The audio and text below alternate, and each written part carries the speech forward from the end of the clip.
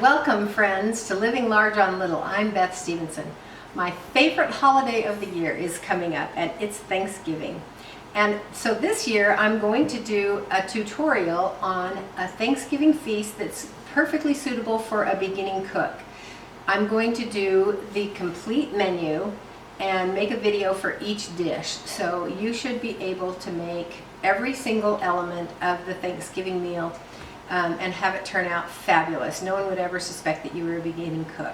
So this is the menu. We're going to start with turkey and stuffing, of course, and you can add a ham if you want to, but you probably won't have oven space unless you have double ovens. Then we're going to have mashed potatoes and gravy, which are easy, but you may not know how to do them.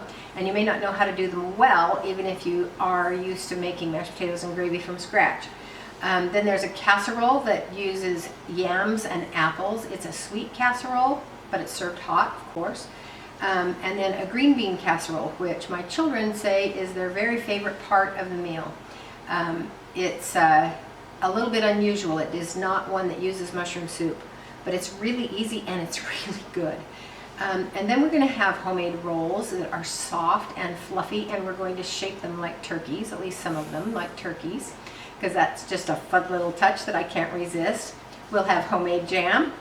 And then something I've added recently to the Thanksgiving menu is frog eye salad. And you may not have had that either. And what it is, it uses those little pepidicini pastas to form little pasta beads, but then it's a sweet one with marshmallows and mandarin oranges, and usually you can find pomegranates to put in there, and it's really yummy. And then a Jello salad, which is also very simple, but there are a few tricks and a few errors that you could fall into if you don't know your way around how to do that in the easiest way. And then for dessert, we're going to have pies, of course, with ice cream or Cool Whip or some kind of a whipped cream.